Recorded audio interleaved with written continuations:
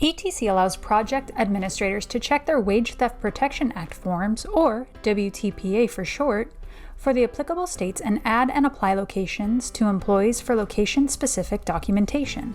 Additionally, this is where these administrators also add employees. Before adding employees to your project, you will want to check your WTPA settings and set the location or locations of your project. To check the WTPA settings, navigate to the Project Details grid and click WTPA Defaults. Click on the flag to check that all of the defaults have been set up. If these defaults have not been set up, please check with your client administrator or your HR representative for your production company. Scroll down to the Project Locations grid to set up a project location. You can see that there are already locations set up for the specific project. To add an additional location, click Setup Location.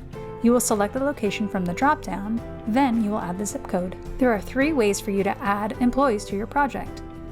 The first is to click Set Up Employee. This will allow you to add employees one at a time.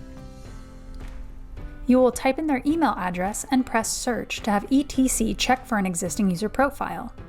If none exists, continue filling out the rest of the information. Any field with a red asterisk is a mandatory field. Any field left blank can be updated later if necessary. Click Next. You will then select the location or locations where this employee will be working.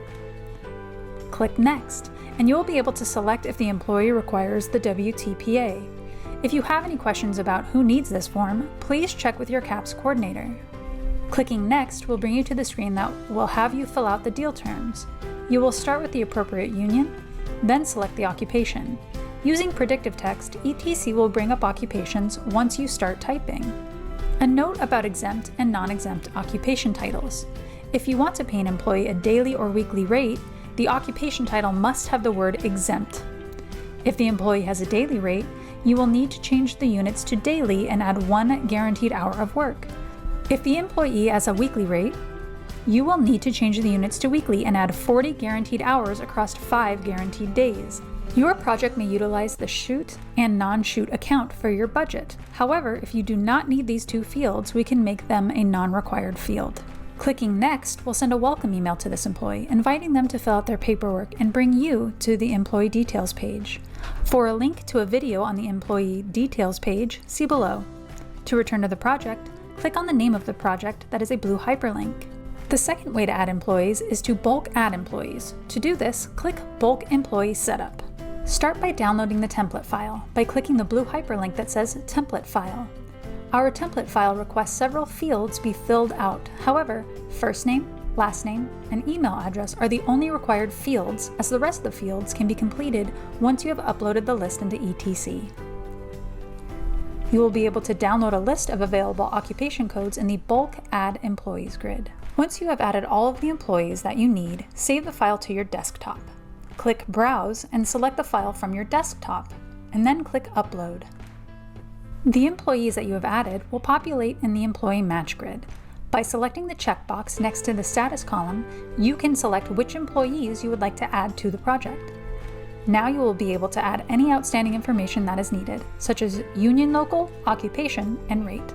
Clicking Create Employee Profiles will allow you to add these employees to your project. Once you have confirmed your choice, ETC will send you a report of the employees and their upload status. The third way to add employees is to copy employees from a previous project. At the top of the employee grid, you will find the search bar. Enter in the name of the project and click Copy. This will pull up a list of employees on that project.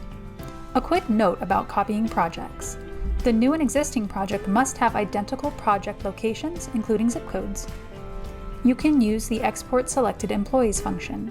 To do this, go into the existing project and select the employees that you need to bring to the current project. Click Export Selected Employees and confirm your choices. You will be given a CSV of the bulk employee upload report that you will then be able to upload into your new project. Now that you have added all of your employees to the project, the employee grid will be able to give you real-time status updates as your employees log in and begin to fill out their paperwork.